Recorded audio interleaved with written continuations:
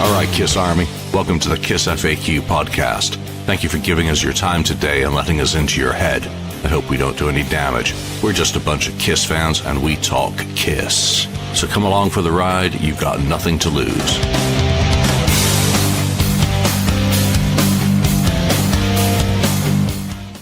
Previously on the KissFAQ podcast. And I think you hear that in all the songs. There is a difference of each song. There is a variety. And I felt, well, who's ever listening to this going to pick one song at least, hopefully, that they go, yeah, I really dig that song the most. And I think there's quite a variety, and I like the variety. You know, I put a lot of my heart and soul into it, and I really think it shows, and I think you could feel it. You could really feel Peter Criss again.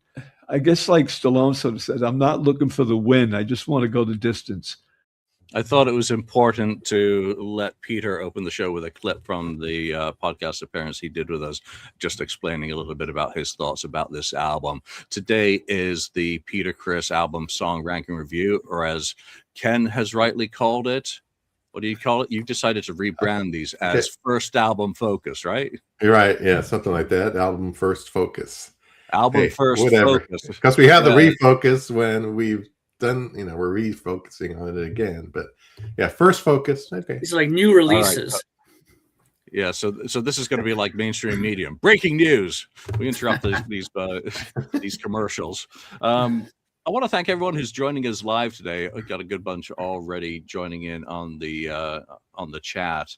We got Ken, 69 Blizzard, Lonnie, St. Louis Kiss, and Marcus Almighty Mark. And as I mentioned, today is the Peter Criss album review episode. We are going to rank the songs on his new album. We've had a month to digest it, and this was one. It's been so long since we've had a new album from a founding member of Kiss. When's the last one that came out? Was Paul Stanley's. Really? Well, other than Aces. Ace. Okay. Ace as a solo act was churning out material regularly. But in terms of new studio album and completely new material, 10,000 Volts was the last one for Ace. And prior to that, Soul Station. And then I think One for All. One for All. And then, Paul Stanley's Live to Win, and then of course Gene Simmons. And we're going to have to do a refocused on that without a doubt, and same with Paul's, because I want to start measuring how these albums stack up against one another. So first of all, thanks for being here, Jordan. Why is it so hard to find or buy Peter's album? Well, that would be with the record distributor, I would guess, and I have no inside information on that. But if people run out of stock and everywhere is out of stock, then clearly enough copies were not distributed to all of those outlets, and maybe they underestimated how ravenous the Kiss Army was going to be for some new music from the Catman. So if that is the case, I certainly hope it is. We don't know, but hopefully everyone who wants to get this album, other than those who want to stream it for free, will be able to purchase it. So we are going to review the album, and emotionally, I wanted to give it 5s across the board. So I've had to really put on my brakes and take off my green tinted sunglasses for this episode to try and be a little bit more objective, because I love this album. I really love it from start to finish. It's very hard to nitpick it for me. Again, I've mentioned on previous reviews that I was worried that I was going to still like it when it was finally released.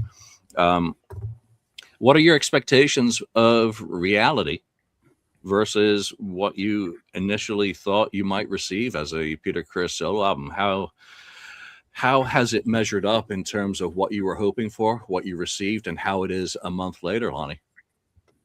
Well, I went into it, really not knowing what to expect. We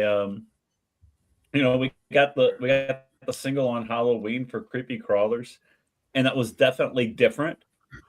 But it was a good different. I thought, well, that's not what I was really expecting, but it was good, and it was refreshing.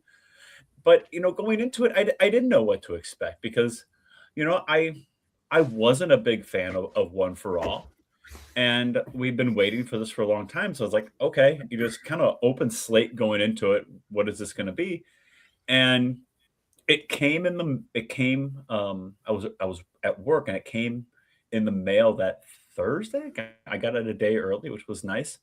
And my wife was home, and she downloaded it to my iTunes so I could listen to it on the way home from work that day, which I thought was very nice. That's nice of her. Right. She's gonna hide it from care. Right. I thought, well, it'll be there when I get home. Is what I really thought. They're kissing. I can just return this, but the other stuff I'm returning from Amazon. But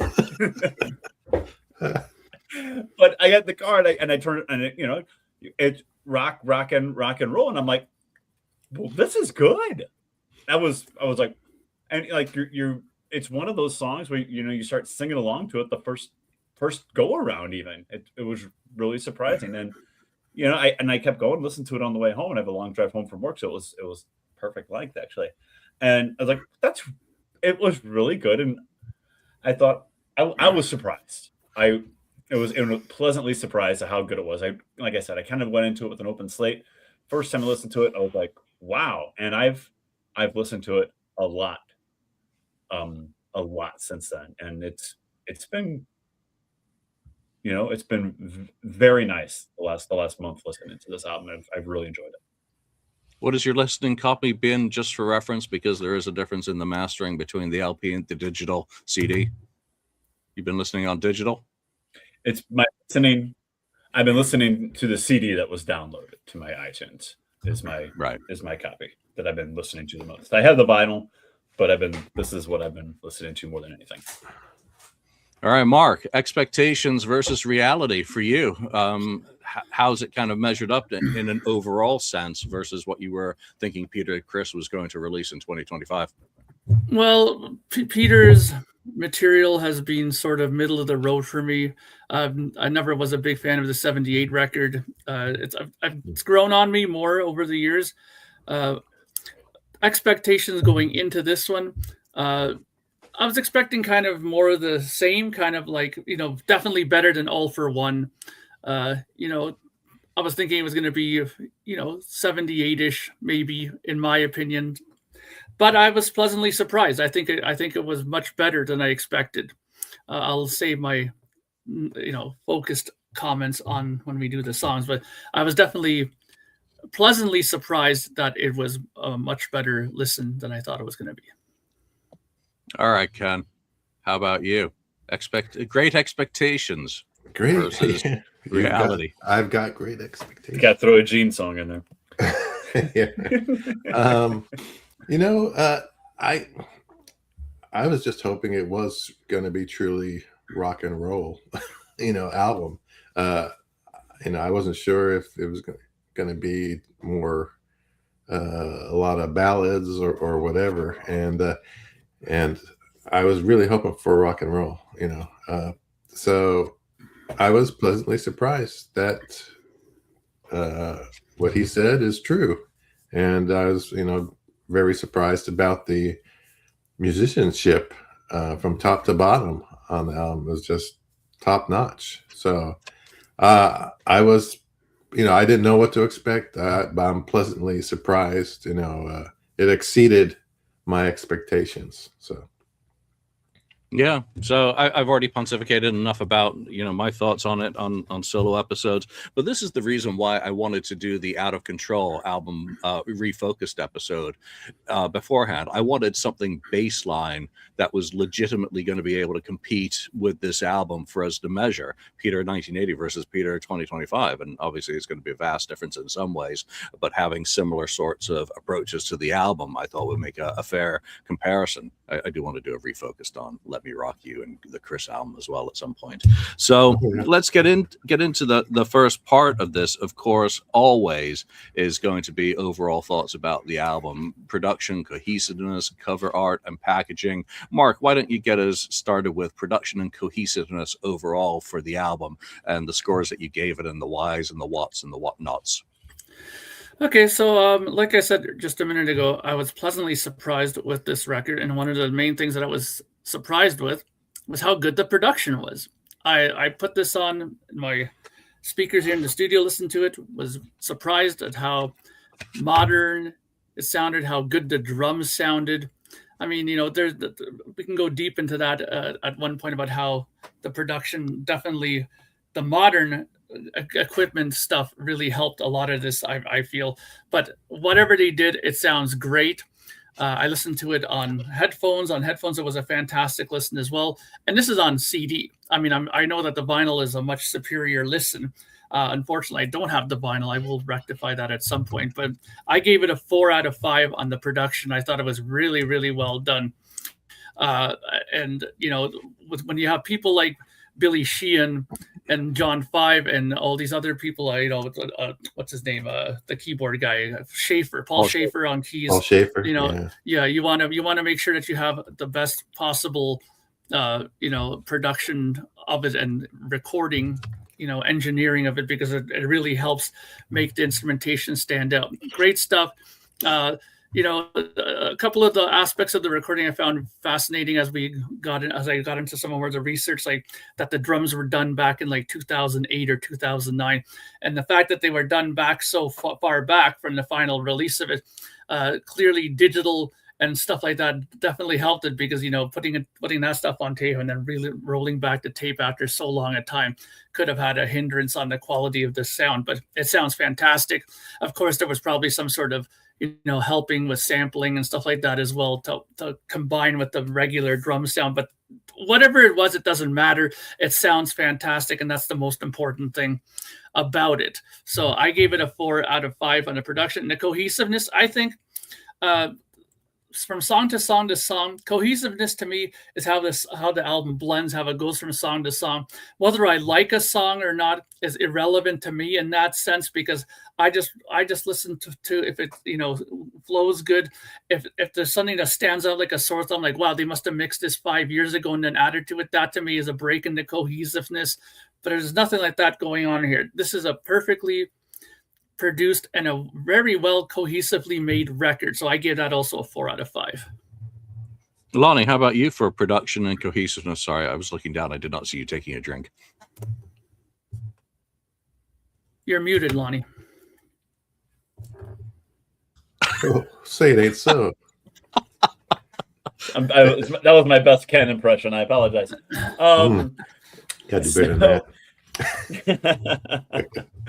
Production wise, I gave it a 5. I think that it sounds really great. I think that you really hear the different musicians that are on there, that are on the record. Really, it does them justice. I like the rock and roll sound that he was aiming for. Really is there. He wanted to make a rock album, and the production on it is a definite rock and roll type album, you know.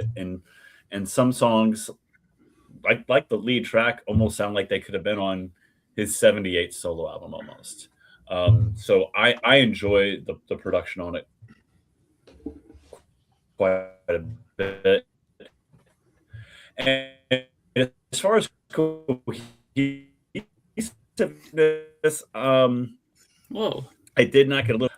That kind of is kind of it's kind of just in there a little bit. I don't know if it fits well with the rest of the album, but I get it. But I don't think it fits as well. So cohesiveness, I just knocked it a little bit for that, because it is just kind of just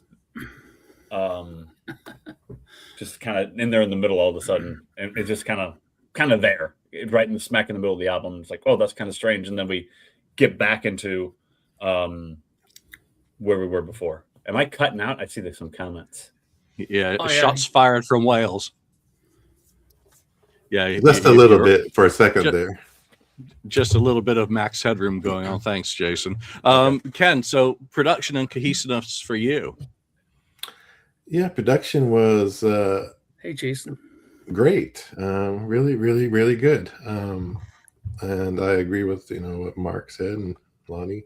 The sound, the separation, the instruments, you hear everything like you said, and both the CD version and LP, you know, they're not exactly the same, but they're close, and they both sound great. So hats off to the production. That really came out well. As for cohesiveness, and I was a 4. Sorry, I gave it a 4 out of 5 on that. And cohesiveness, I gave it a 4 also, because even though there is different styles, the rock, and then there's maybe rockabilly on there too, even old style rock, and then some current rock. It's still because of the production, it still sounds cohesive. It's just a variety of a couple of styles. It's not like a real why did he do here? Why did he this song sounds so it's nothing like that. So I give it a 4 out of 5. It's very cohesive.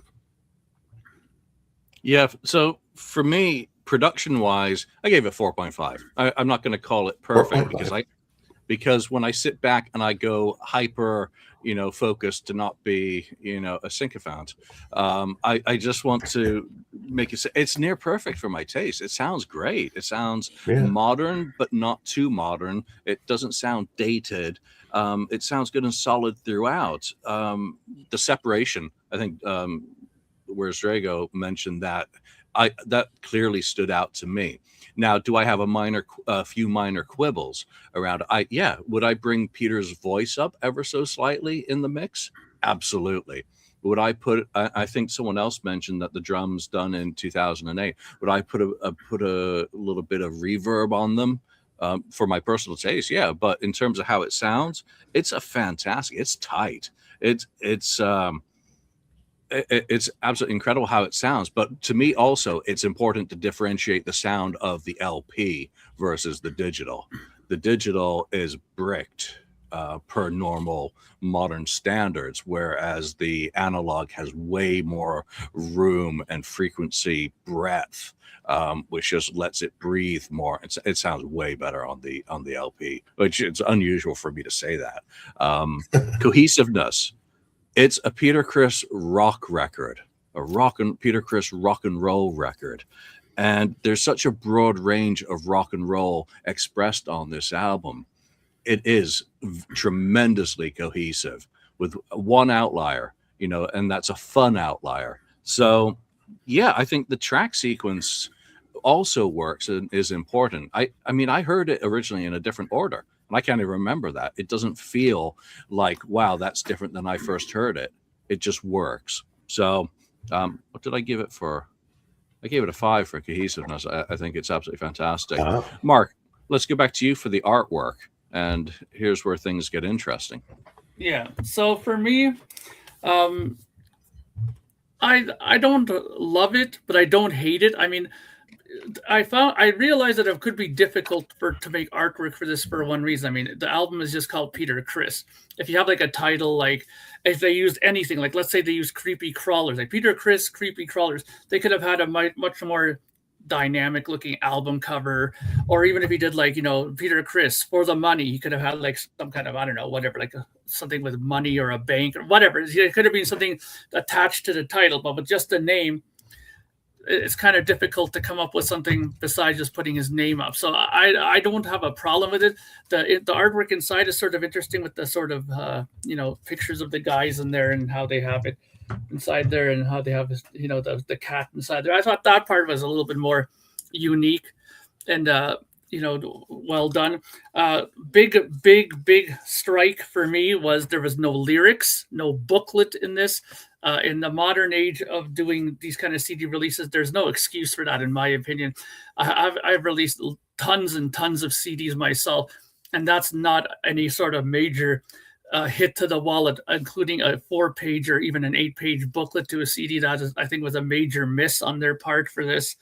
And really, on a big record that they were hyping so much, why no lyrics? Why no booklet or anything like that? I mean, it's I don't know. Like I said, I just don't think that had any logical sense.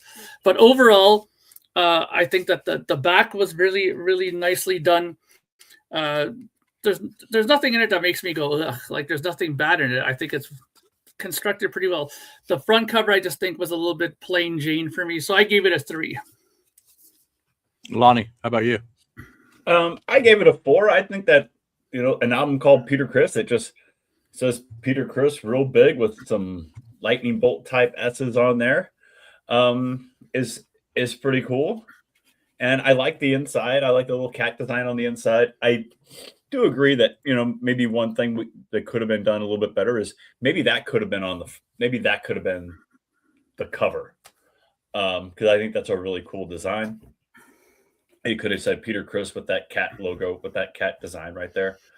But I think the album is Peter Criss. So it just says Peter Criss real big and bold.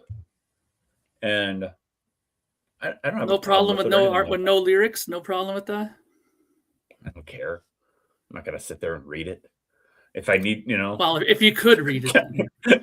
Wow. Damn, Gina.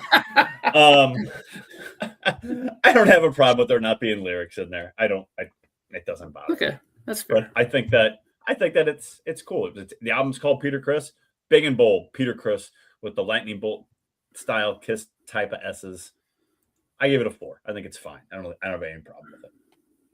Yeah, Ian, everyone's saying do T-shirts with those with that cat illustration on it. I think, you know, I don't think anyone needs to deliver a message on that. I mean, that in like green or something on a black T-shirt would be freaking cool. And who knows, he's going to do some signing appearances. So again, there's logistical issues around all of that. I think, you know, number one, Peter Criss, are the letters big enough? Which song was that? Paul Stanley.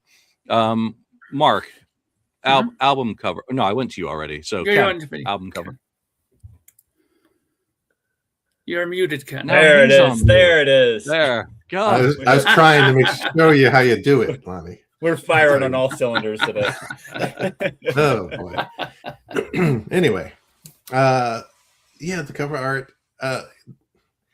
The front cover, I like it to the degree that it's kind of an understated kind of cover. It's just, you know, this is what you're getting. You're getting Peter Criss. I like it's putting the cross in there under, you know, the T, and he even does that on the cat, the teeth, the cross. There's a cross in the teeth. And so I like that. I mean, I like doing stuff like that. You can see it there. If you really just pay attention to it, I guess. But the back cover is fine.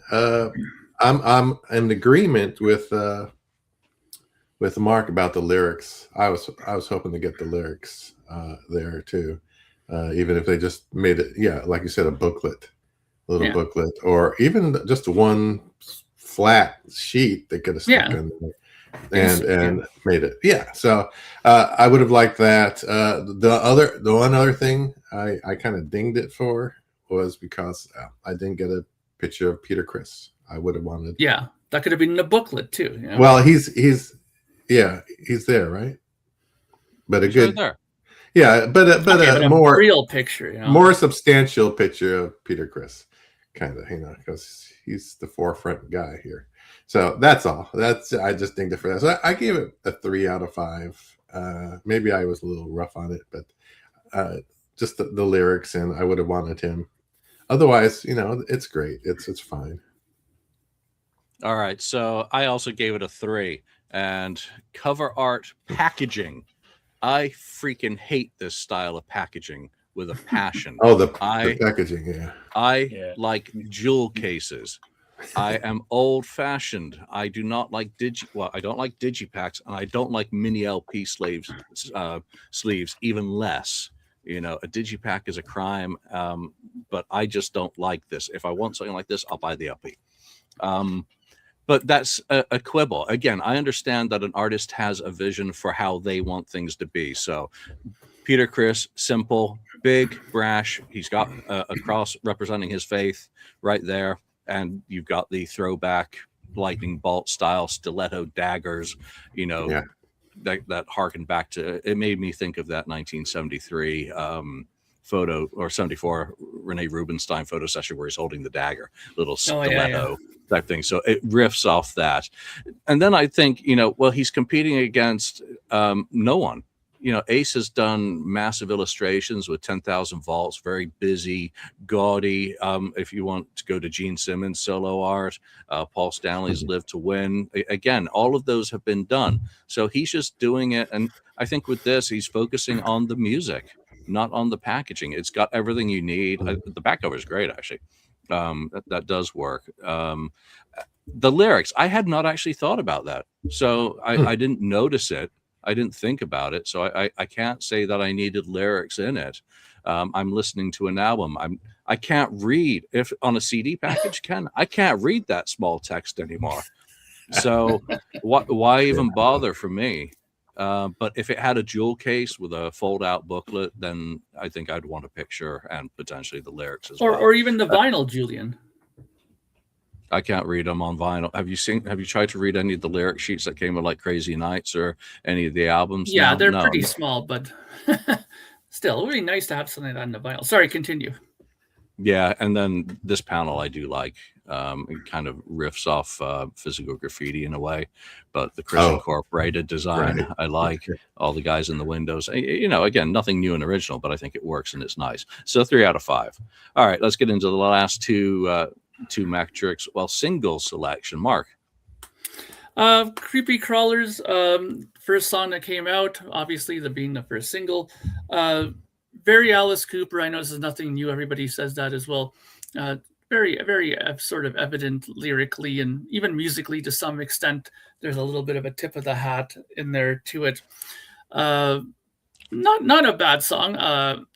I think that there's better songs on the record that could have been a single, in my opinion. But I think the way they approached it with the releasing it in Halloween, that I think played into it. I think that was genius to do it that way. If you're going to do a single released on Halloween, this is tailor-made for it. So in that sense, I think it was a good idea. Not my favorite song off the record, so I gave it a 3 out of 5.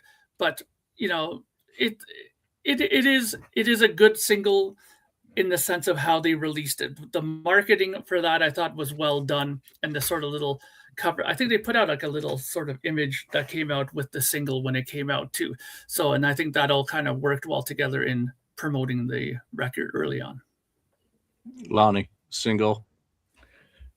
Single, I thought I gave it a 3.5. I thought that it was good that it came out. I get it that it came out on Halloween with Creepy Crawlers. Is very definitely planned out that, hey, this is how we're going to start promotion of it. We're going to put it out on Halloween. Halloween's a Friday. It's a perfect day for the single to come out because that's when new music comes out. It's not my favorite song on the album, but I get why they chose to go that direction and start the promotion of it a little less than 2 months before the release of the album. One last thing that I thought of about the packaging and the cover is I like how Peter took the high road on the inside and thanks Gene, Ace, and Paul. Despite despite all the mudslinging that goes on, that I thought it was very classy of Peter to thank Gene, Paul, and Ace. Yeah, agreed. Yep. There it is. Gene Krupa, Jerry Nolan, Gene, Paul, and Ace. The right order. Sorry, that gets a bit cropped off. Ken. Yeah, so the singles, I kind of dinged it. I gave it a 2. Not because I don't like the single, but I think it's not I understand the Halloween thing, and that's probably what it was, but I think it's not a good representation of what's going to be on the album, what you're really getting. Because you may think all of it's going to be like this, and that's kind of a outlier of a song in a way. Its style on that album and the way he sings it.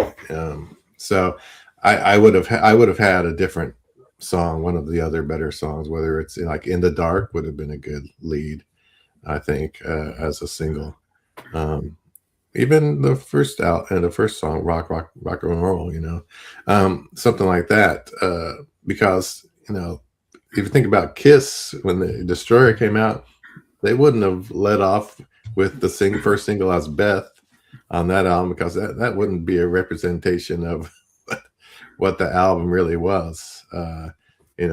So I just think I like the song, but I don't think that was the one. Plus, I think they should have done a second single after that first initial one, just one more, to really show that there is other stuff besides that on there. Yeah, I agree with all those sentiments. You know, I give it 2 for single selection because, again, it's an A&R wet dream to have a song like Creepy Crawlers from a member of KISS right around Halloween. It's the perfect song in that context, but it is so unrepresentative of the album overall. I don't think it, as a single, where you want to engage people potentially in getting excited and interested in the album. There are 3 songs that are not good singles on this, and you know, rubbernecking wouldn't be a good choice either. No. So exactly what Ken said, in that I think a more representative album of what Peter Criss rock and roll record means in 2025, rather than a very creative and a stunning, I think it's fantastic, Creepy Crawlers as a song, but again, showing the creativity and the fun there versus upselling the rock credibility of the record straight out of the gate would be a battle. It wouldn't be a battle at any other time of year if it hadn't been around Halloween that it was coming, that True. first single. Yeah. It was coming out. So again, I'm not criticizing Creepy Crawlers. I'm just saying that in terms of a single representing the album overall, it wasn't a great choice, but it was a smart choice. So yeah, you can have 2 completely different thoughts and be great, but it was smart. Yeah. Yeah. So there we go. All right, let's get into last metric is do you like the album, Lonnie? I do. I gave it 3 out of 3. I really enjoy it. Like I said, I've listened to it right away, and I've continued to listen to it quite a few times since then. I really enjoy it. Mark? I liked it. I gave it a 2 though. Ooh. 2 means meh. Yeah, I mean, I give 2s mainly for records that I think will I go back to this in 4 months' time and listen to it again? Probably not. 3s are kind of heavily repeated albums for me. I like these people who are using decimals now in their scores. Thank you very much. It's taken everyone long enough to catch on. Now. Yeah, in order to make sure you don't have too many ties, Ken. Even I did that this time. I did too. Yeah, you all did. Julian has influenced me. That's bad influence. Very much appreciated, gentlemen. So, Ken, do you like the album? I do like the album. I think it's one of Peter's best albums. Close to the best, maybe second best in my opinion, but we'll have to wait until we do a refocus on the 78 solo album, I guess. So I gave it my score came out to 39, whatever that means, but it was more than the Out of Control that we did a little while back on that one. But my taste is 3 out of 3. I like it a lot. I will go back and listen to it. So I enjoy it.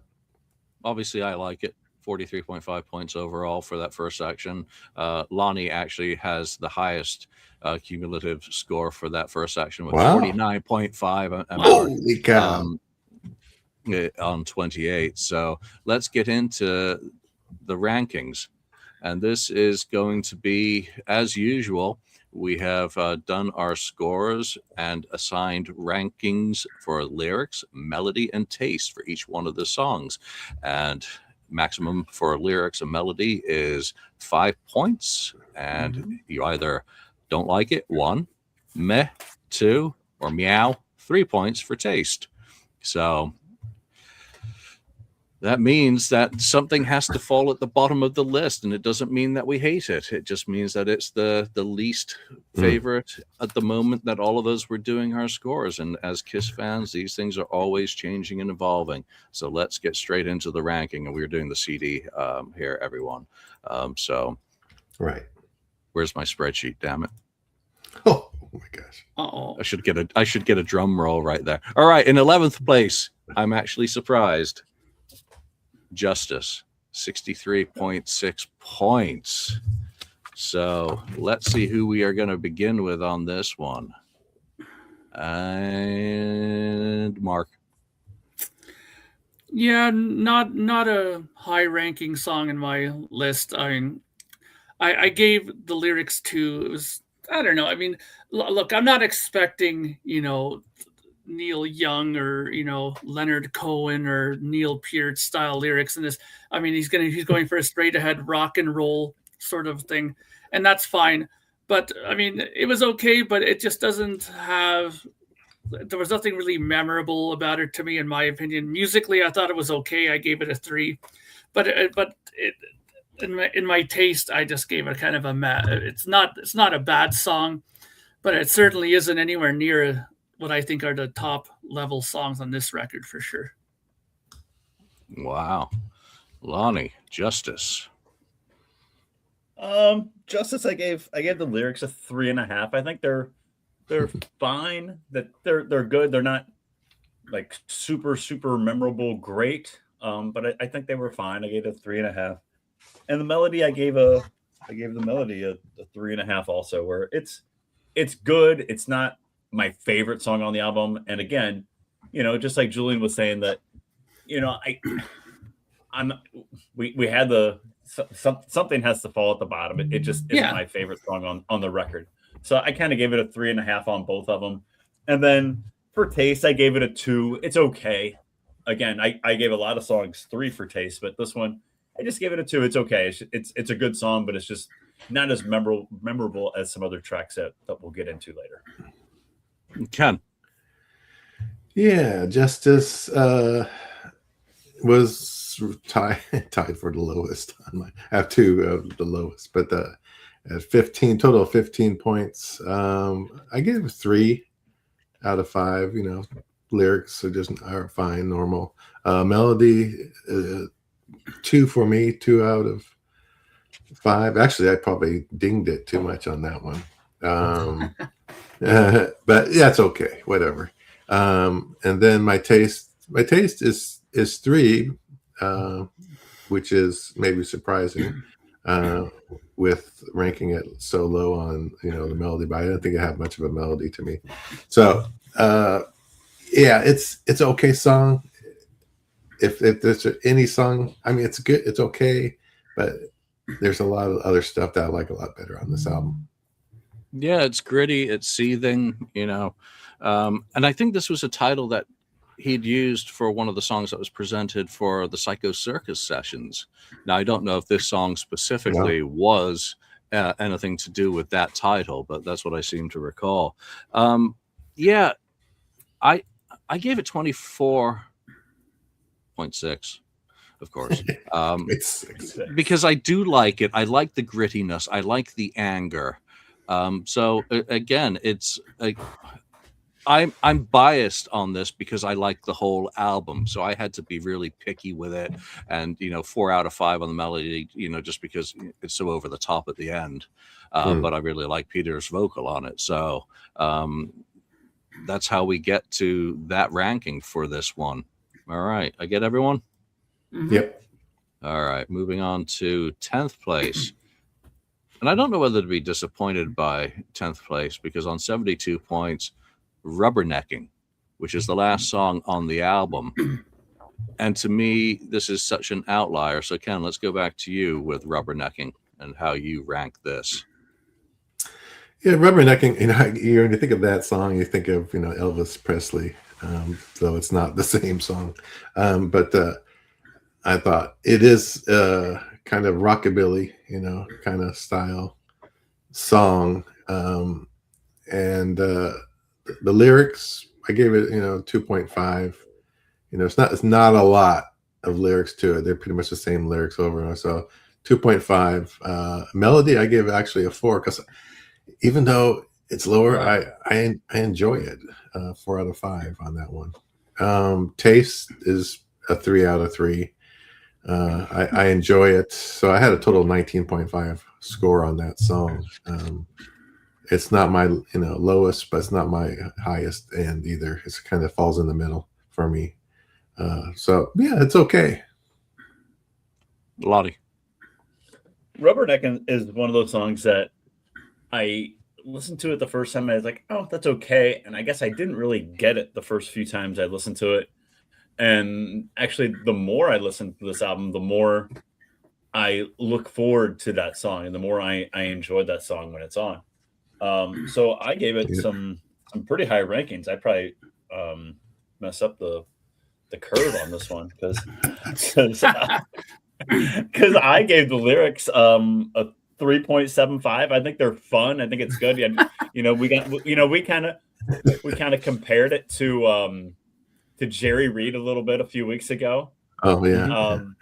So I think that little discussion that we had, kind of made me enjoy it more. And melody, I enjoy the rockabilly type feel of the song. So I gave the melody 4.75. I really, really enjoy it. I think it's just a fun song, and maybe because it just kind of has a good feel to it, because I listen to this album a lot when I'm working out, and I'm like, oh, I'll kind of get your juices flowing a little bit. So I gave it 4.75 on the melody, and taste, I gave it a 3. I enjoy it. So I probably wrecked the curve on this one because I like this song. No, Mark wrecked the curve on this one. Oh, Mark, come on. you gave this a score that I would see myself giving a lot of Gene songs when we do an Asshole Refocused. Wow. So you don't like this one at all. Well, okay. Let me preface this by saying I've never been a rockabilly fan. I don't like old country music, my dog in the pickup truck sort of shit. I don't like that kind of stuff. So I mean, I mean, which is sort of sad in one way, because there's a lot of songs on here, and I can't wait till we get to them, because there's a lot of ones that I ranked pretty high, which I thought were really outstanding on this album. But this was not one of them. This one was like, man, I don't know why they put this on the record. If they had maybe a different producer with them, I think he would have axed this song, in my opinion. But it's just, this one is sort of the sore thumb, in my opinion, that sticks out like a sore thumb. Like, I just gave the lyrics a 1. I just don't connect with this sort of hee-haw sort of stuff. And same the melody too. It's very 12 bar bluesish sort of, hippity hoppity, going out to the country with your daughter and that. I don't like that with sort your of daughter. stuff. Yeah, well, I mean, it's country music, right? So I mean, well, come on, read between the lines there, man. This some old country music. Some old country music ain't what it should be, in my opinion. But anyways, it didn't sit well for me. I gave it a 1 on taste, and overall it was a 3. So while you might have wrecked the curve one way, Lonnie, I completely destroyed it the other way. So it balances out there. Yeah. Well, I think the album needed a song like this, something fun, off the wall, off kilter, unexpected. Never in my wildest dreams would I have seen Peter Criss doing what is, in essence, to my musical reference points, a rockabilly song. But it's also a kind of a looking at a Beth theme through a different lens from the Road Crew perspective. So that makes it endearing to me. And what do truck drivers and all of those sorts of guys listen to? A lot of country music, so country western, rockabilly. And going back to the 50s and the early era of rock and roll, rockabilly was a progenitor of what became rock and roll and rock music. So it has a direct lineage to me. So I think it's fun. I think the album needed it. It's just not like any of the other songs on the album. That's what makes it appealing to me. So what did I give it in terms of a score? Yeah, I gave it 24. Again, not as highly ranked as Lonnie on 25.5, or Ken, who's probably a little bit more objective in his at 19.5. But yeah, Mark, I get it. If it doesn't work for you, it doesn't work for you. I'm not going to try and persuade you otherwise. There's no wrong answer. Yeah. All right, moving on into 9th place on 72.2 points, the single Creepy Crawlers. And I'm not surprised this has dropped down, especially since there is so much more stronger material. So Mark, let's see if you rebound from 3 points on this one. Again, when you talked about the singles, it has a very Alice thing to me. Not that that's a bad thing. I love Alice Cooper. I have a lot of his stuff, and thanks to Ken, by the way, he sent me a couple of Alice on vinyl. So thank you, Ken, for doing that. So yeah, it's not a look. Again, I think Lonnie was the one who said this brilliant line, which he does a lot of times. He has a lot of brilliant lines, which is that there's got to be something that comes down to the bottom. There's always something that has to be at the bottom of a list. Now, this is not at the bottom of my list, but it's definitely not as high as some of the other ones. It's kind of in the middle. So I gave the lyrics a 3 on this, melody a 3. But I gave it a 2 because, again, it's one of those songs where right now I don't have a problem listening to it. But 3 months from now, I can't imagine myself saying, you know what, this afternoon I feel like listening to Creepy Crawlers. It just doesn't have that staying power for me right now. Will that change in time? Who knows? But right now is when we're ranking it, and that's kind of how I feel. So overall, I gave it a 12. Ken, you're much more positive towards this song. Oh. Yes, I am. I really enjoy it. I like the lyrics, so I gave it a 4 out of 5 on that. And I gave it a 3 out of 5 melody. Decent melody, and taste 3. I enjoy it. Though, like everyone says, that it's very Alice. You can see Alice Cooper doing this song. I think he actually outdid Alice Cooper on this song. Yeah. Probably on his last album, he outdid. I think it's better single than Alice's single that he had on his new album. I just enjoy it better than that one. It's hard to say because I love Alice. But I just think it's a great, kind of cool, different, creepy song kind of thing. So I like the whole mood of it. So yeah, so I gave it a 21 points on that one. Yeah, Lonnie, this is going to be a little bit of a roller coaster, I think. Yeah, I'm a little lower on this one than I was on some of the others, but lyrics, I did give it a 4. I enjoyed the creepy lyrics to it, and I enjoy like his laugh at the end that kind of ties a bow on the song at the very end. So I gave lyrics a 4, and melody, I gave it a 3. It's good. It's not my favorite song on the album though. Melody, I just kind of give it a 3. It's good. It's a little bit higher than middle of the road, but I still enjoy it. And then for taste, I gave it a 2. It's more kind of a middle of the road type of song for me. It's a good song that I get the Halloween feel to it and the Alice Cooper feel to it, and it's something that that maybe in October I might revisit the song. When I'm in that kind of a mood more than I will other times of the year. But it's good, and like I said, I get the Halloween release to it, and but it's good. It's just not my favorite track on the album. Yeah, for me, I listened to the 3 Sides review this week, and one of the interesting points to come out of that, I think, was Tommy had said that it reminded him of the Manson family. And how they used Really? how they used to do creepy crawls, which was them breaking into homes and rearranging the furniture, eating snacks, creating a sense of unease, during those sorts of shenanigans. And that was like a bingo moment to me. I'm like, wow, the lyrics of this seem to be much more about that kind of simile than about trying to be an Alice Cooper creepy crawling kind of spooky thing. But when you dress up that theme in the music, it kind of takes on the style of Alice Cooper. So I thought, I think, again, Tommy, I think it was you who said that, and I was like, boom, that someone's just figured it out. And whether or not that's true, I have no idea, but it seemed to make sense. So to me, I gave this one probably more points than I gave it, kind of considering it as a single. I think it is so hyper creative, so outside the box, unexpected. I think the lyrics are great from that perspective. 4.2 on the melody, and yeah, I like it. So 25.2. So that was a very interesting thing, that Manson connection that comes in, and Peter, of course, is of that generation and era. So maybe that played a role with it. All right, let's move on into 8th place. I'm having all sorts of technical issues. The bonus track on 77.5 points, Hard Rock Knockers. Lonnie, get us started. Your thoughts on that one?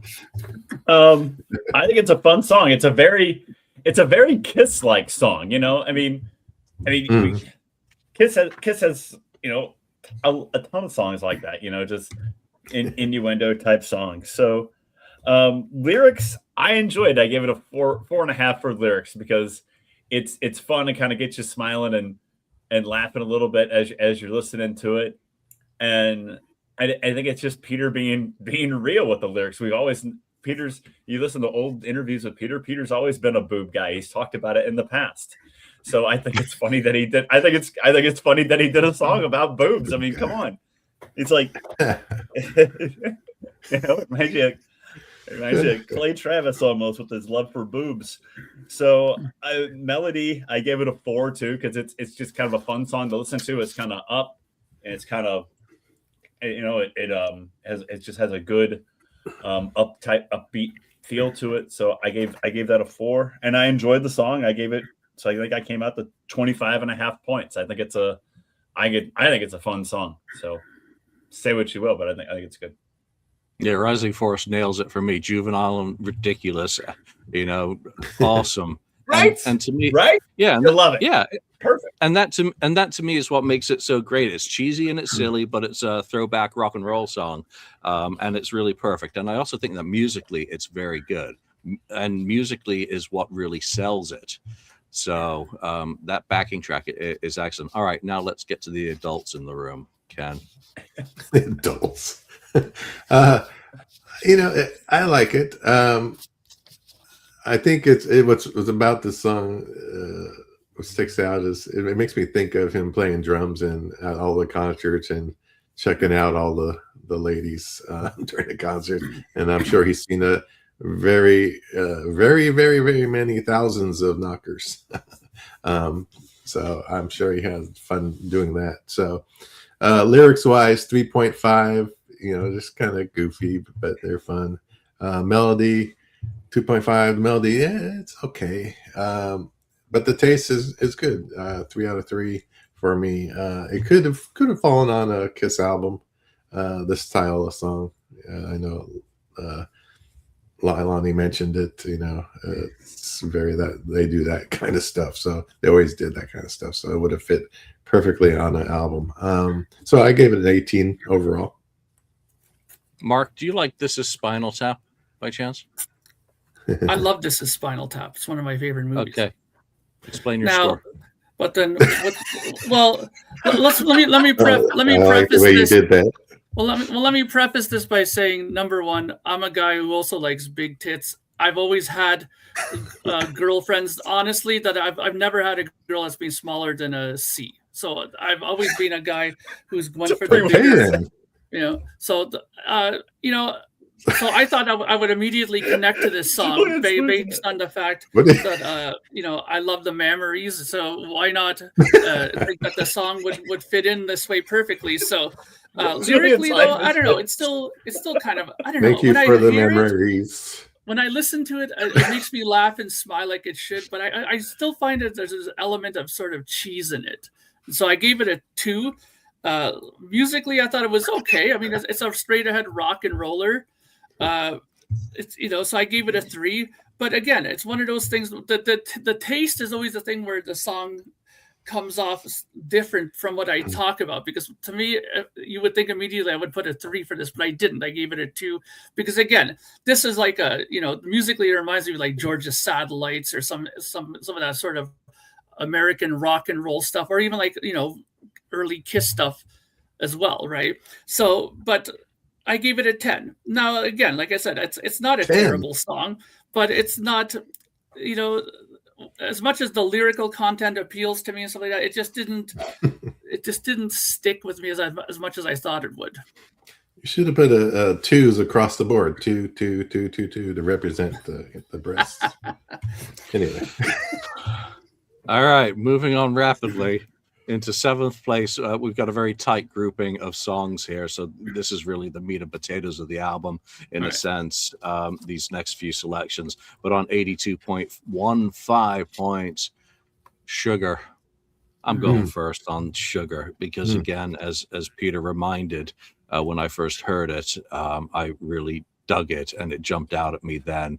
It still jumps out now. It's a 4.9, a 4.9 and a 3, a 29.4, near perfection for me. It's just a song that resonated with me for whatever reason. And some of it goes back to my musical history.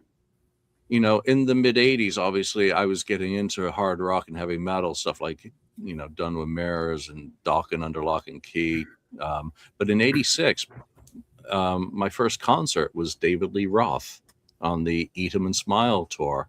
And of course, Billy Sheehan was the bass player in that band. And Eat 'Em and Smile was a monstrous album. And it also shares a lot with Peter's album in terms of its diversity of sound and styles and what David Lee Roth was exploring. And for me, Sugar is that sort of song, like That's Life was on Eat 'Em and Smile. It's just my internal music catalog. And I loved that then. I love this one now when Peter sings the shit out of it. It's just stunning. So I make no apologies for liking Sugar far more than everyone else. Mark, give me a reality check. I knew he was going to go to me. Of course I was. Because, and I just put this beside my ranking. I just put, this is not for me. This to me sounds like it would fit absolutely perfectly on 78 solo album. This song, it's. I understand where Julian went with the Eat 'Em and Smile thing, because Eat 'Em and Smile is one of my top 3 guitar influential albums for me. Period. But the main difference here is that when I hear like That's Life, or even it's what's that one? What's that third song? Baby, I'm easy, I'm easy, man. That song there, yeah, that one. I mean, the difference is David had Steve Vai, and Steve Vai. I'm sorry, I love John Vai, but he ain't no Steve Vai.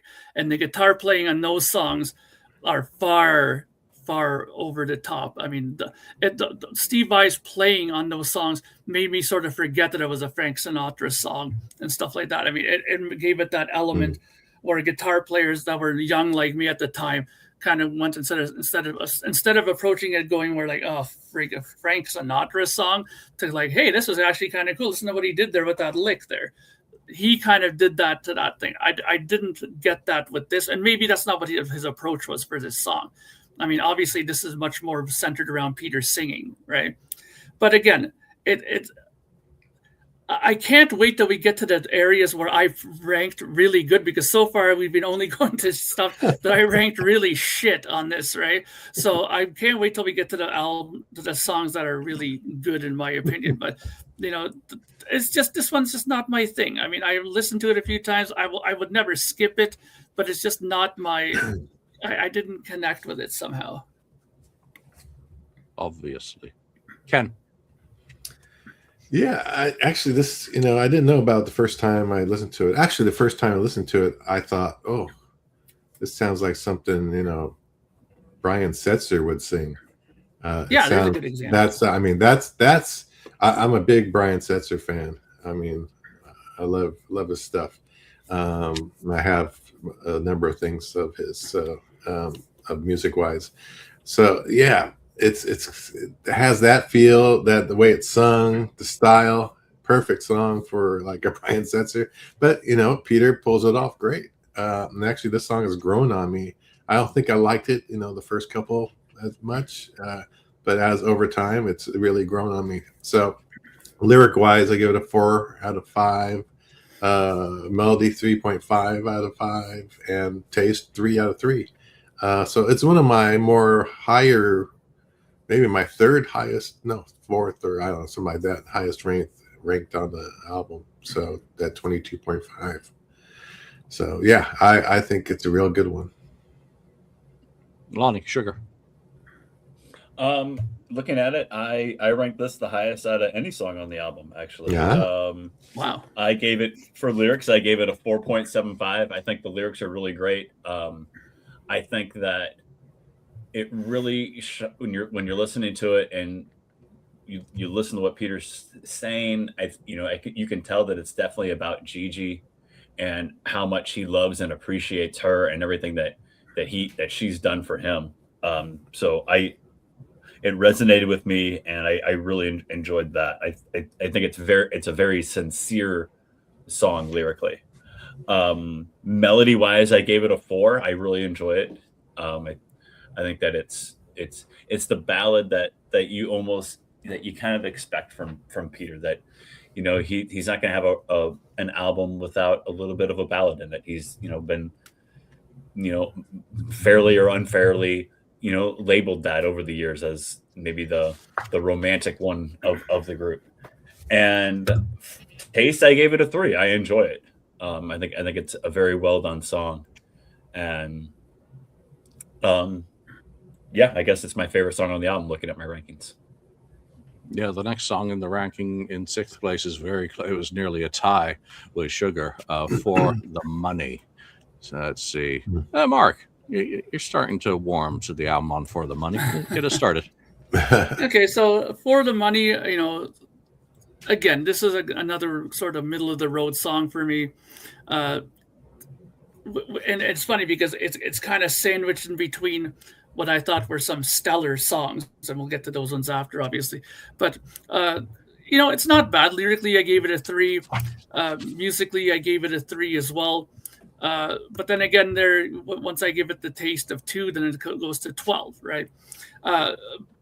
But again, it's good. Like overall, these songs sound good.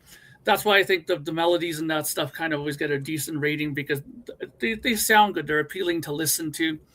But again, and another thing that I kind of base my rankings on is that when I'm done listening to it, what are the songs that I can immediately remember and go back to? What are the melodies that I remember on the album, and what sticks out like as really strong? And while this one is good, I don't think it was as memorable as some of the other songs.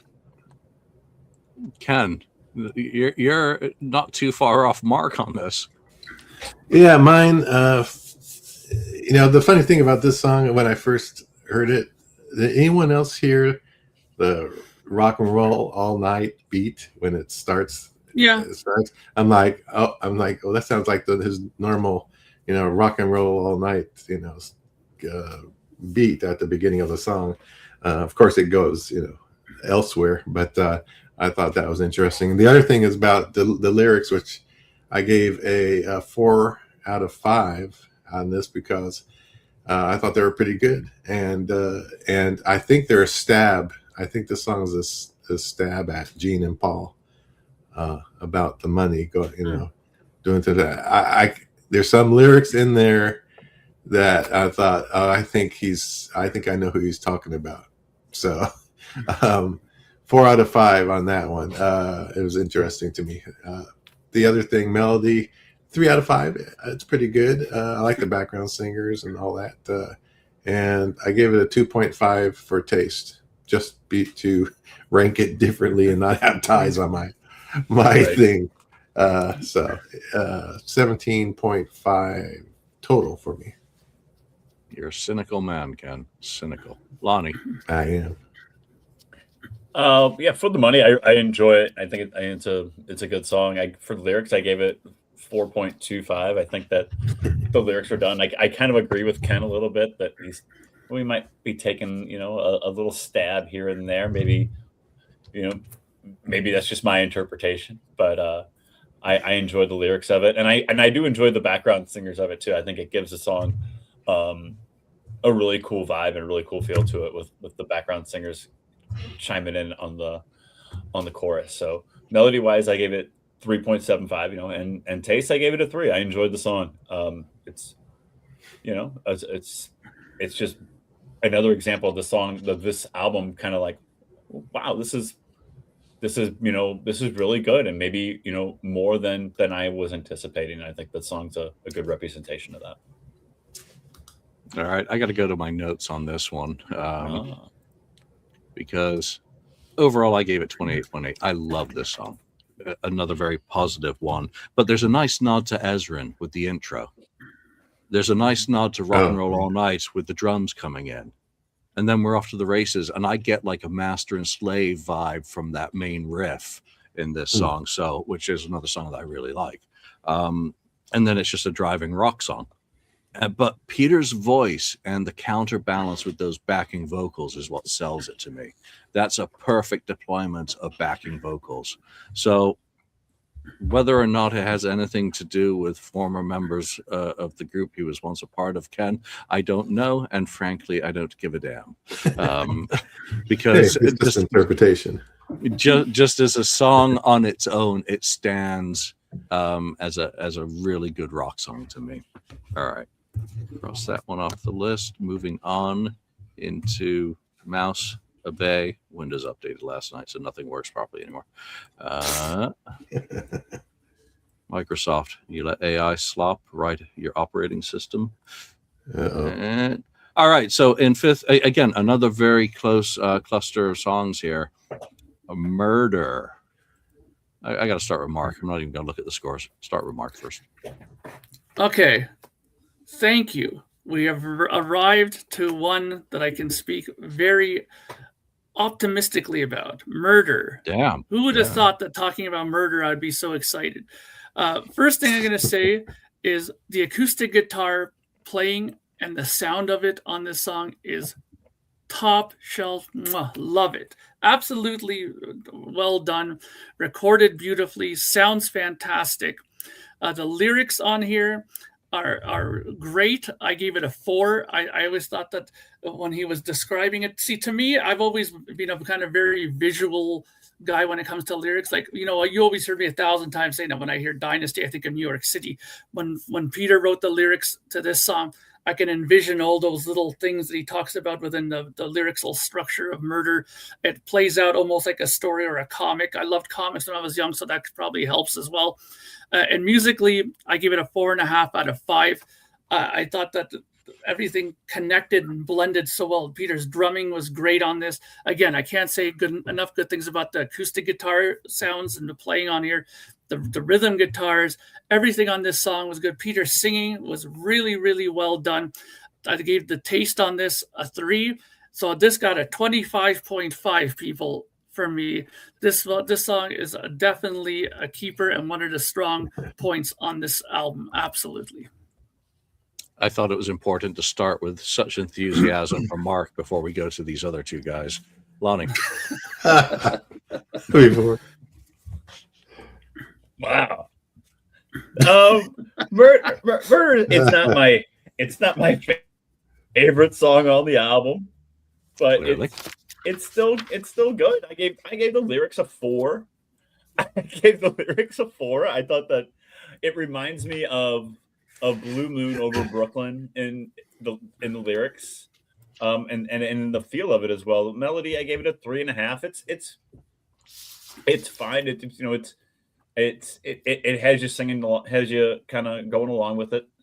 But taste, I gave it a 2. It's just okay. For my taste, it's not one of my favorite songs on the album. I only gave a couple songs 2 as far as taste goes, and this song just happens to be one of them. It's not as much of a standout as the others. So it reminds me of Blue Moon Over Brooklyn quite a bit, though.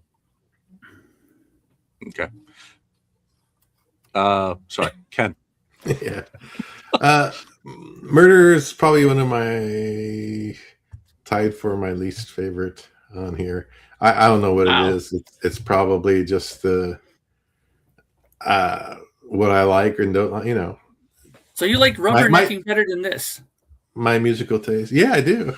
Wow. Okay. I do like it. I like it a lot better than this one. It just doesn't fit my musical taste, I think. And actually, I probably should have put 2 on that and put the melody 3. I think I mixed that up, but that's okay. Lyrics okay, they're good. Not great in my opinion, but they're good. Melodies okay, and taste. Actually, I probably should have put 2, like I said, instead. But I gave a total of 15, which is tied for my lowest one with Justice. So it's just as musical taste for me. So it's not bad. It's not like I hate it or anything, but it's just my least favorite. Yeah, you and One of Lonnie my least favorite. both tied on 15 points on that one, and I'm going to gush about it nearly as much as Mark because, again, another very strong song, 27.6 for me across the board because vocally I think it's fantastic. I hear an echo of the drums remind me of Kevin Valentine's drumming on Journey of 1,000 Years, that kind of pattern that he's got going on. But what Lonnie said and what Jason said, the Blue Moon over Brooklyn vibes, I love that song. And this one, it has parallels stylistically with it. So it's an absolute winner for me. And again, I love this whole album, so I'm not going to freaking hide that fact and try and dog it just to get some objectivity into my rankings. No, I enjoy my music as an escape. No objectivity required in this case. All right, moving on into next place. Fourth place. And for everyone listening, what do you think our number one's going to be? What's going to be the top pick on this panel? We're down to the last four, so we've got a 25% chance of being wrong. I mean, right. Fourth place, 89.35. Rocking rock and roll, the opening track on the album. Ken, straight back to you on that one. Yeah, I really love the kickoff. Him kicking off this album on this one. Another thing we haven't talked about is his Peter's voice.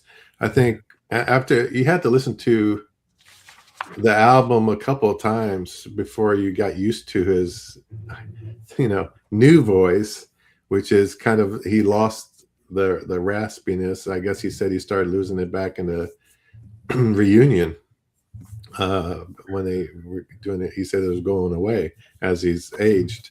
So getting used to that, it was like I was focusing too much on it the first couple of times I listened to this album. But then I hear his voice and it doesn't bother me or anything. So I think it's perfectly fine without the rasp. Which is interesting in a way, but this song is good. It's a good, fun song, good lyrics. 3.5 out of that. Melody, I gave it a 4.25. I really enjoyed it. I find myself it stuck in my head later on after listening to it, the album. So that's one of those that stick in your head and tastes 3 out of 3. So I gave it a score of 23.25. So it was pretty, one of my more favorite songs on the album. Yeah, Lonnie, you're in the same ballpark as Ken on that opening track. Yeah, I agree. It's one of my more favorite songs on the album. Like I said at the beginning of the show, it's one of those shows that, it's one of those songs that the first time you're listening to it, you almost find yourself singing along to it, even the first go through. So lyrics, I gave it a 4.5. It just feels like something that almost could have been on the 78 solo album in a way. More than any other song on this album. Feels like it could have just blended right in 78. Lyrics, I gave it a 4. I like the kind of the story it's kind of talking about, as the song progresses, and And taste, I gave it a 3. I enjoyed the song very much. It's very catchy. I love a good catchy song that I always talk about that on here. So I ended up with 25.5. It's very, very enjoyable. Really, really good opening track to the album. Okay, time for a reality check, Mark. Here we go.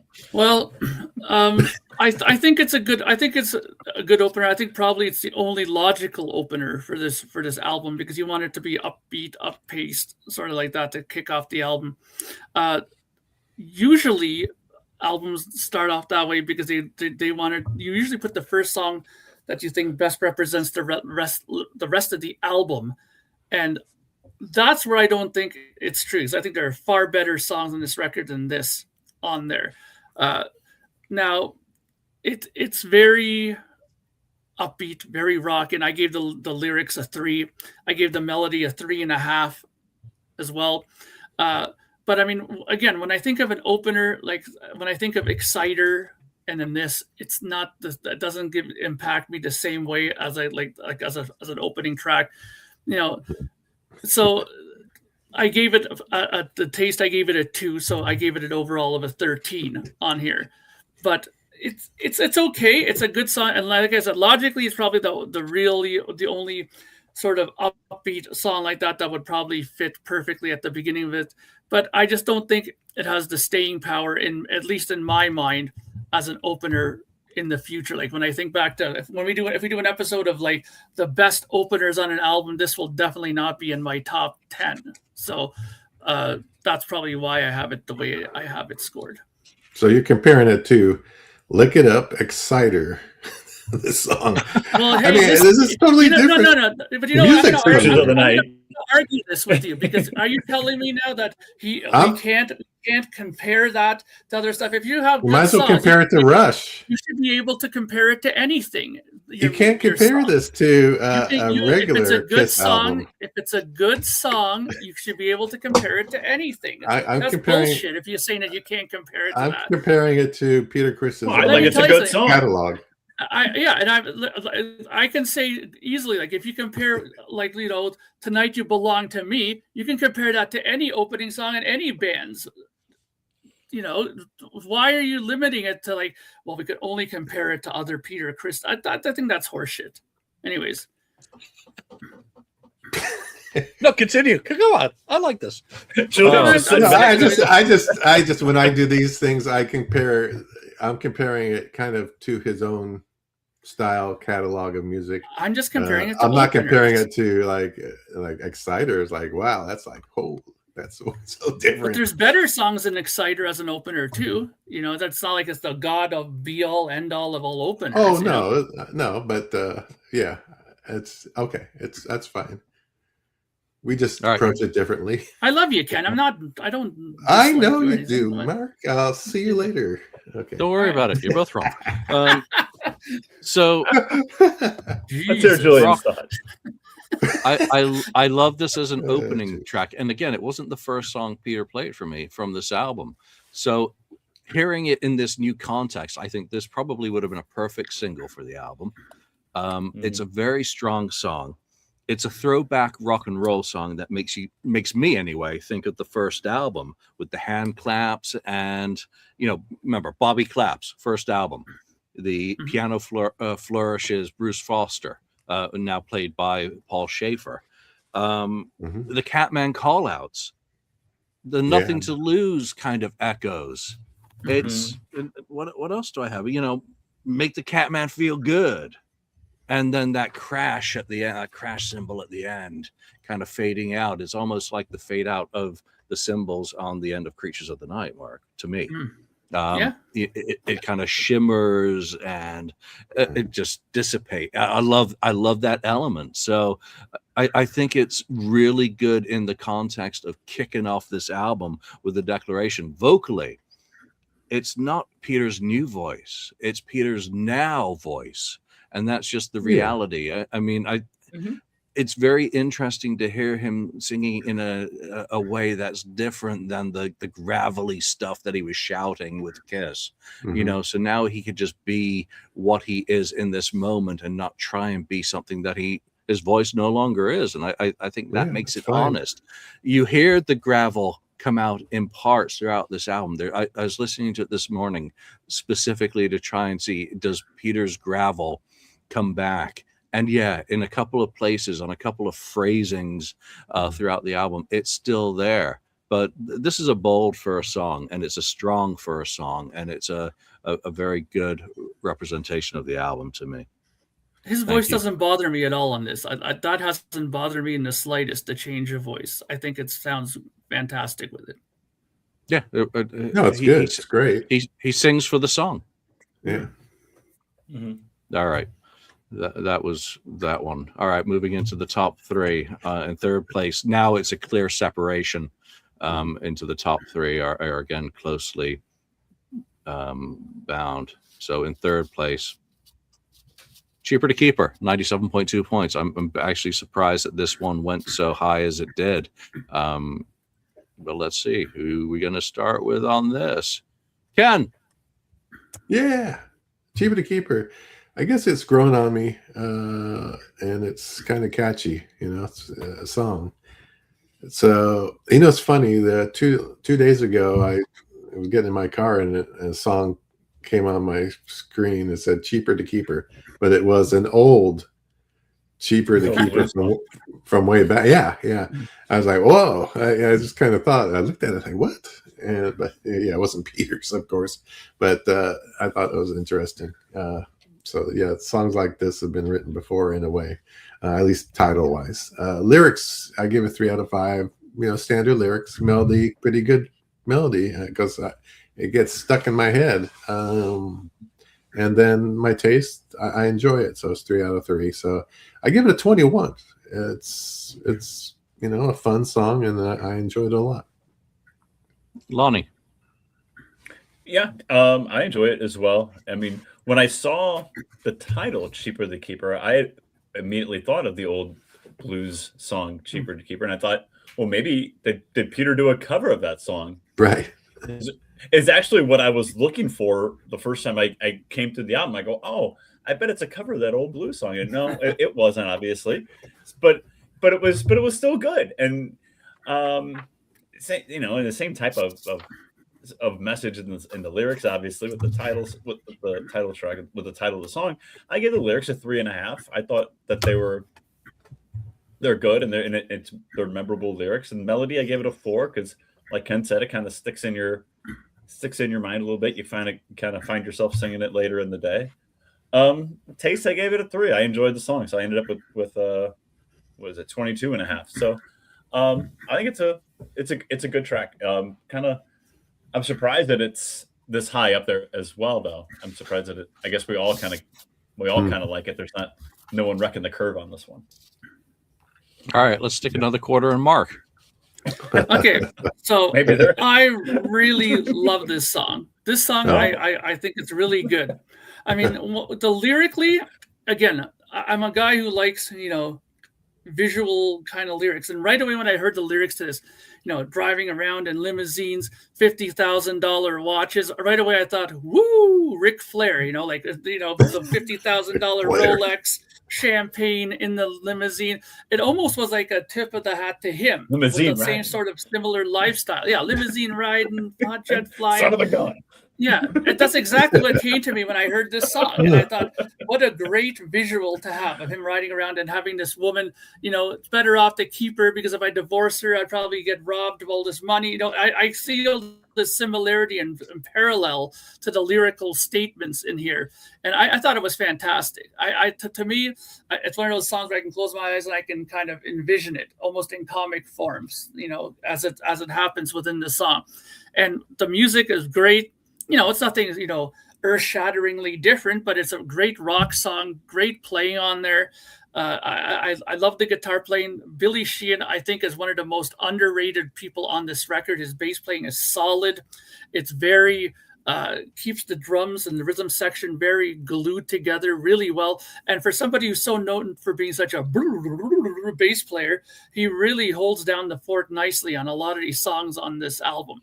And I got to say, he did a great job. And in keeping with his original bass tone, with that one part distorted, one part really low, clean sound that he's known for, it fit really well on this record. Sounds good. Everything could layer on top of it nicely. And I think the song just benefited with that and everything else that came with it. Peter singing, great job, Peter. I gave the taste a 3, so it's 25.5 for me on this song. Yeah, drums and bass on this album are rock solid and work well together. Did I get everyone? Not yourself. Oh, not myself. Yeah, I love this. It's just good, cheesy fun. I mean, I'm just looking back at my original notes of when I first heard it, and Lessons in Love, big hooks, great economical solo. Love the vocal. So and it paints a scene. It paints a picture. It's almost like a counterbalance to "Do You Love Me?" That Limousine, but "Do You Love Me?" It's just, and now we're can't get rid of you, but you're just gonna stick with it because of otherwise. So it's an interesting song to say the least. All right, we're into the top 2 now. We know what the final 2 contenders. Which one's gonna be a heavyweight champion? Second place, Walking on Water. 102.45 points. This is the spiritual kind of song of praise in a way. It's simply gorgeous. It wears a lot of spirituality and Peter on proudly on the album, and clearly it's resonated with all of us for whatever reasons. I love the message of this. I get the message of it. It makes me feel positive. It makes me feel hopeful. It makes me feel thankful. It makes me feel many things. And it's great to have it as a change of pace on the album executed. It's not in your face either. It's not preachy. It's one that's just matter of fact. Come with me and celebrate. I totally dig. Mark.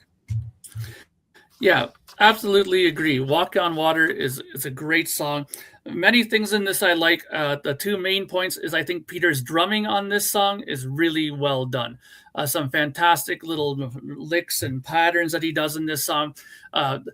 This is one of the songs where the drumming kind of stood out a little bit more immediately than in other songs, and he did a great job with it. And I think because of that, because it meant so much to him in message, in lyric, that I think it almost seems like he gave that little extra pizzazz to his drumming on this. Also, Paul Schaefer's Hammond organ on this is just fantastic. What a great sound. I'm a huge fan of the Hammond organ.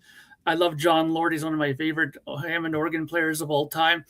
And just to hear that sort of, gospel-like sound, that crunch of that organ, it just adds so much to the overall sound of that song.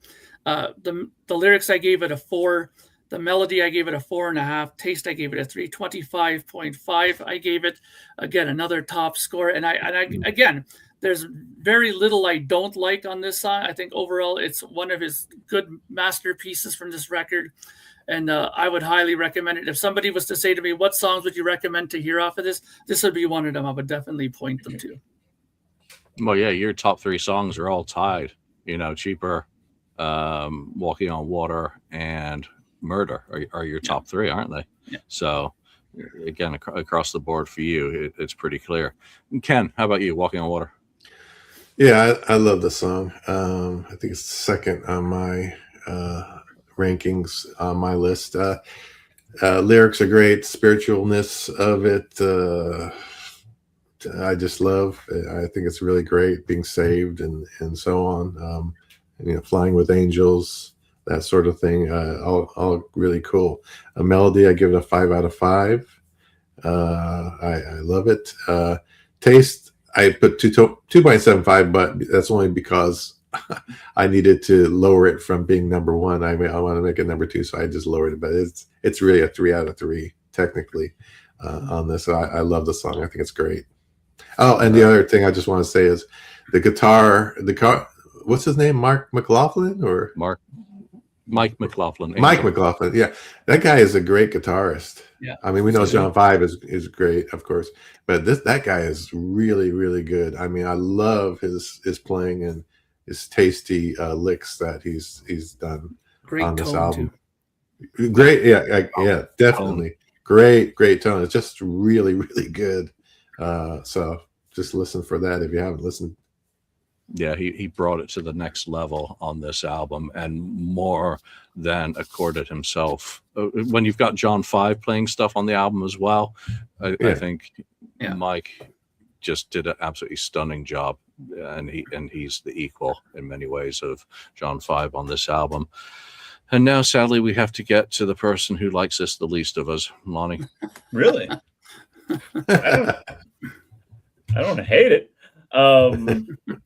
I gave Walking on Water the lyrics. I gave it a 4.5. I think that Peter's lyrics on there, I think they really meant a lot to him, because he talked about beating cancer, and that's what the song was really about. Was his inspiration for the song, and how he felt after he was able to ring the bell and got the green light from the doctor. He just felt like he was flying with angels and walking on water type thing. And that's where the lyrics come from. So I gave it a 4.5.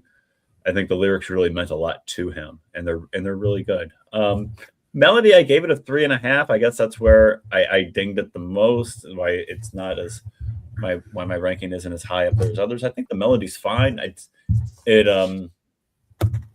It's not one of those songs that I find myself, that's with me later in the day after I listen to it. So maybe that's why I dinged it a little bit there.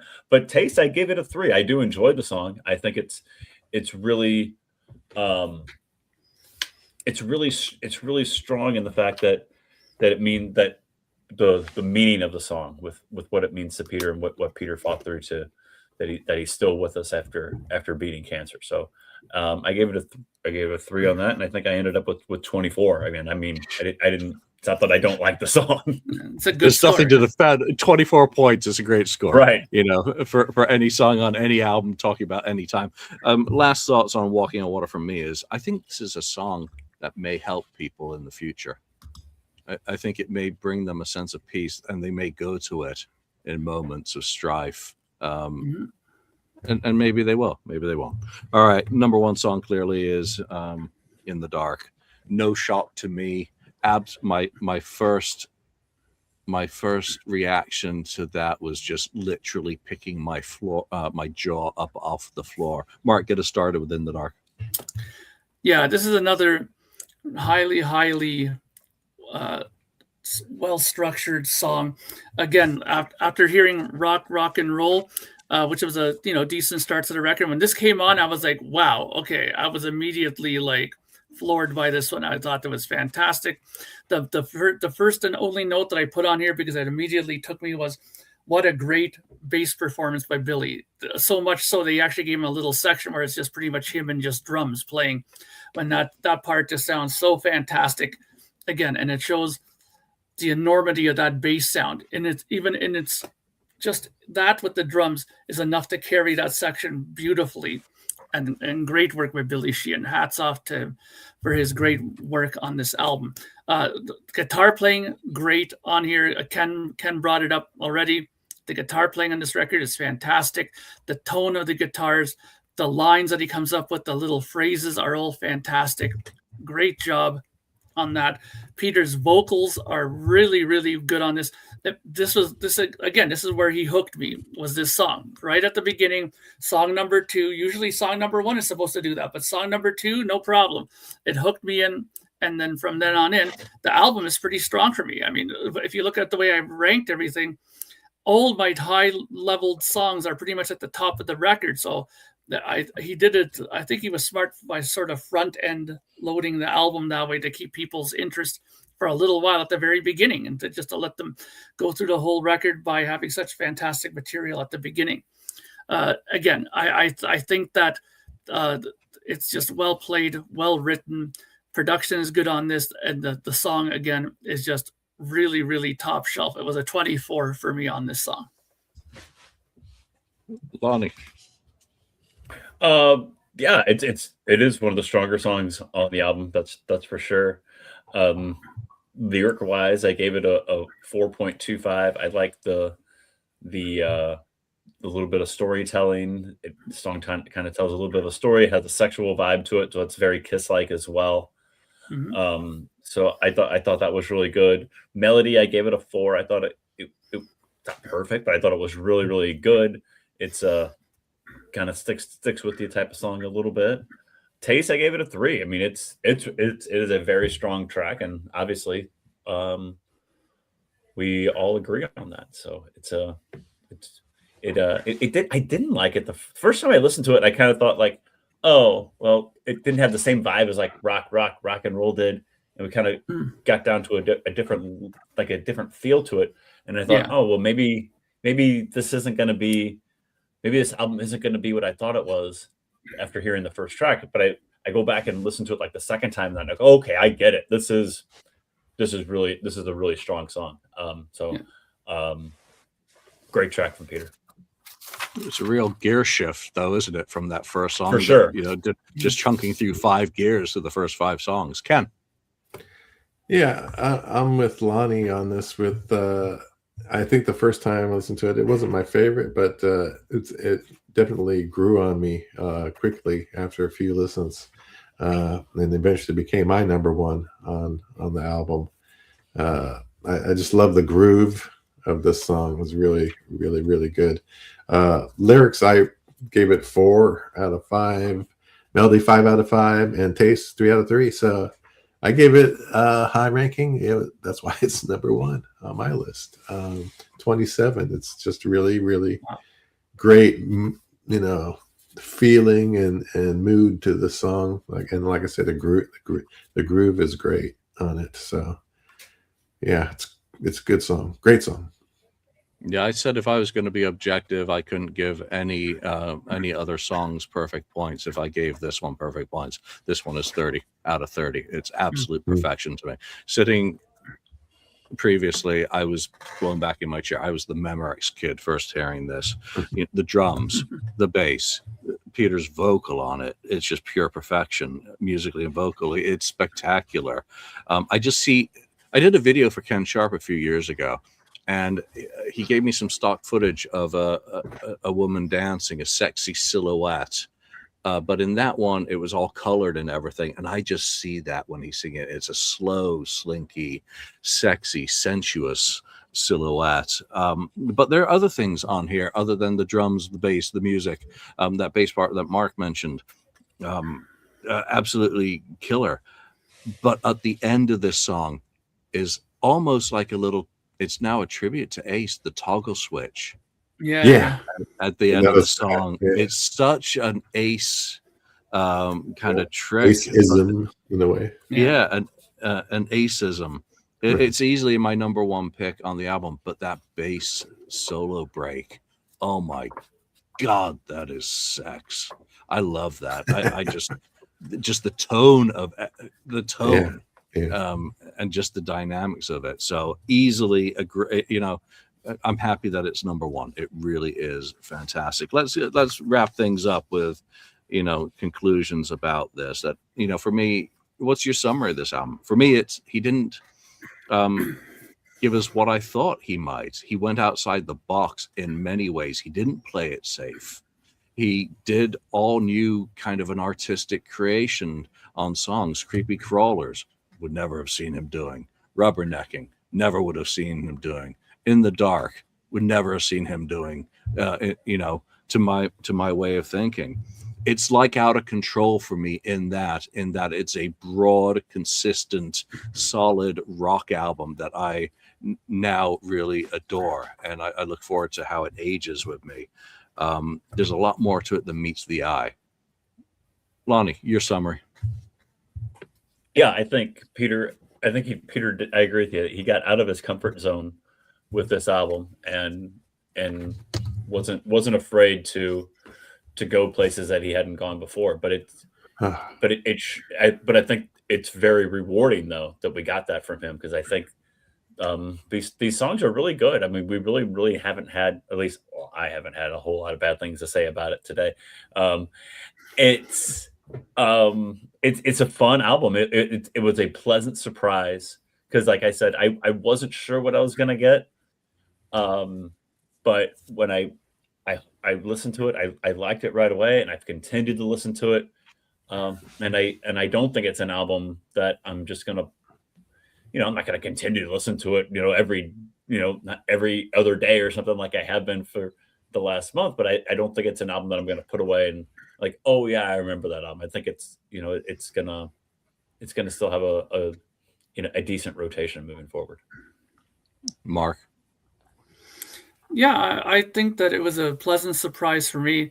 There was definitely songs on here that were much better than I thought would be, and I'm very happy for that. I think the addition of the people that played with him definitely helped make this a very strong album. And again, a song is only as good as its foundation, or as strong as its foundation. So Peter had some really good foundation to do his vocals on, and it just turned out really, really well done. Again, how much I'll listen to this in the future, that's up for debate, and we'll see what happens with it. But right now, as of this moment, I think it's definitely a repeated listener for now, and I really enjoyed it. Ken.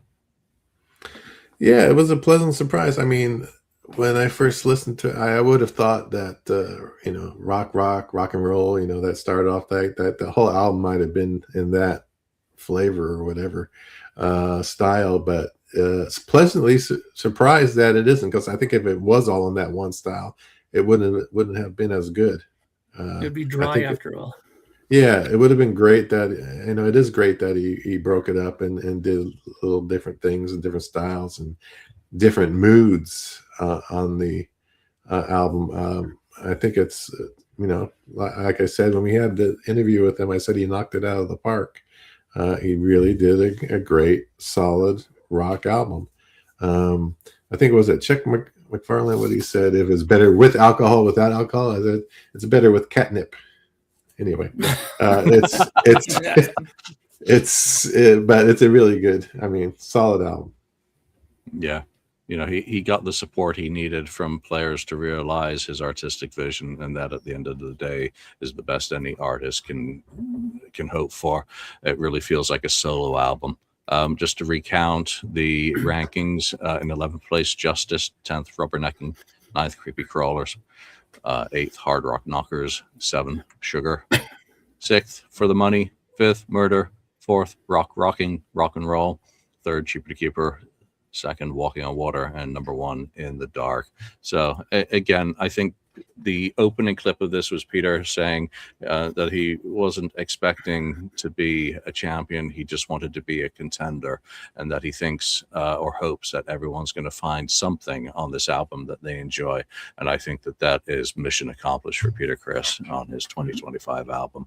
Congratulations to the Catman for realizing after a very long time his solo album, his rock and roll rock album, and hopefully everyone's able to get it who wants it before too long. I want to thank everyone for taking the time to chime in with their comments today and for joining us for this show. Thank you very much, as always, for your support. If you've liked this episode, why don't you hit like, and better yet, subscribe to the channel so that you don't miss new episodes. There's a lot of features going up on a regular basis now. But for now, from Lonnie, Mark, Ken, and myself, thanks for joining us, and we'll see you next time.